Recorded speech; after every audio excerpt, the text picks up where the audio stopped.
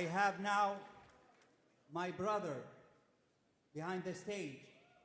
He will come and continue this conference. I want to thank Bella from Netflix. I give her a tough time. She must understand I am with her and I support her. Sorry to delay this conference from the 16th of May until now for technical issue, but she must understand I do this deal for her and for Nick Khan. We have on the table two big, I don't hear you, but I will continue. Two big platform with big contracts, but we prefer Netflix because Netflix is the biggest platform in the world.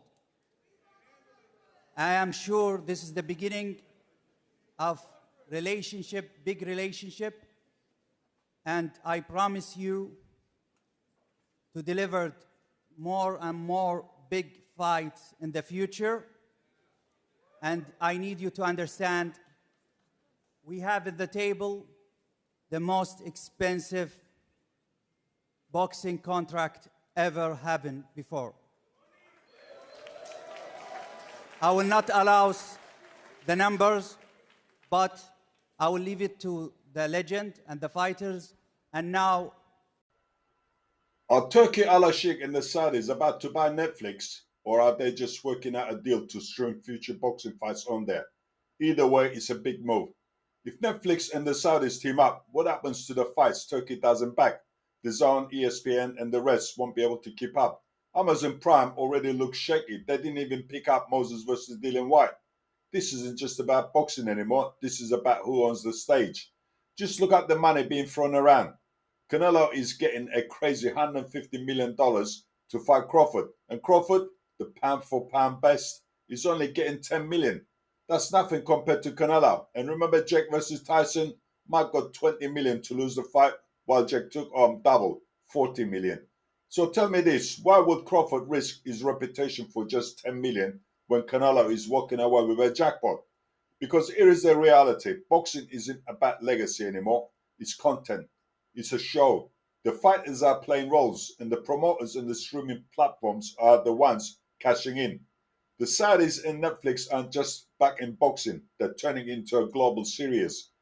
And if that happens, platforms like DAZN and ESPN are done. Watch my video and I'll break down exactly why this is happening and what it means for the future of boxing. I will give the flag of the conference to my brother and dear friend, Dana White.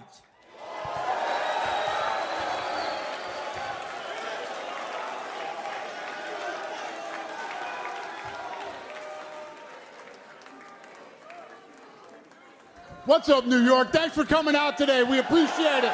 You know, he's one of the great fighters in the last years. Obviously, he's a great fighter. That's why champion. And my brother Turki Alalshik asking so much for this fight, so we are here. And I think it's a good fight for the fans. Where I am today without the sport of boxing. I've always loved the sport of boxing, and for this to be the first fight that I ever promote in boxing, it's incredible. It's an unbelievable experience. Dana White says he loves boxing, but he's never promoted a match, and that could change boxing forever. So why did Turki Alalshik pick Dana White to run his boxing empire? Simple. He's a shrewd businessman, bigger and more aggressive than the old school promoters. Look, Dana says he loves boxing in front of Turkey. If that's not ass kissing, I don't know what it is. But let's be real. When did Dana ever promote a boxing match? If you really love boxing, why didn't he start promoting matches instead of UFC fights? Check UFC. Top fighters wait months to fight. Big paydays are controlled, and fans don't always get the matchups they want.